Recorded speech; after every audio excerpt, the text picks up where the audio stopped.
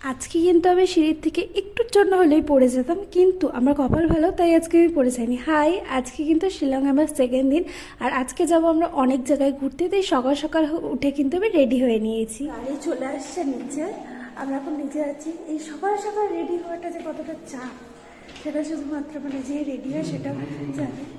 বাইরে ঠান্ডা। আচ্ছা, তো যাই হোক, আমি রেডি ফেডি হয়ে গেছি, ব্রেকফাস্ট বাইরে করবো। তো এখন যাচ্ছি নিচে। এখন গাড়ি বলা হয় যে টাইমে বলা হয়েছে তার থেকে একটু আগেই চলে আসছে, আর ঢুকায় দাও, তো সে তার আগেই চলে আসছে। ঠিক আছে, আমি তো রেডি হয়ে গেছি। এখন যেখানে যাওয়ার কথা ছিল সেটা তো ক্যান্সেল হয়ে গেল, ওখানে যাওয়া যাবে না এখন। যাই হোক, 12টা জায়গায় আমরা ঘুরবো। ভীষণ হাওয়া দিচ্ছে, আর ঠান্ডা খুব একটা বেশি ঠান্ডা নেই, হালকা হালকা ঠান্ডা আছে, আর হাওয়ার সাথে না হালকা হালকা বৃষ্টিও হচ্ছে। তো মানে ওয়েদারটা তো দারুণ, প্রচণ্ড সুন্দর ওয়েদার।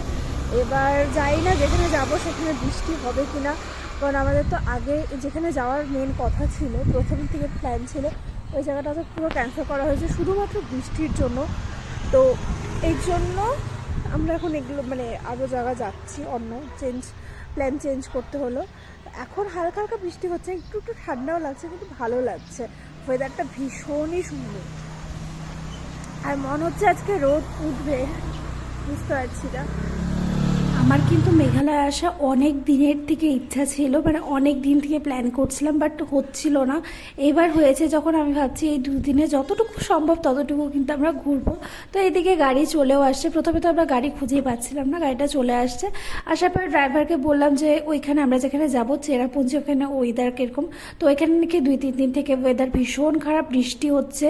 আগের দিনও ওয়েদার খারাপ ছিল। তো আজকে তো আমার ভীষণ টেনশন হচ্ছে যে কি হবে, কারণ যদি প্রচণ্ড কুয়াশা হয় তখন তো কিছুই দেখা যাবে না, ওয়াটারফলগুলো। তো একটু একটু তো টেনশন হচ্ছিল। আর যত চেরাপুঞ্জির ওইদিকে যাচ্ছিলাম তত মেঘলা, মানে কুয়াশা আর বৃষ্টি কন্টিনিউ হয়ে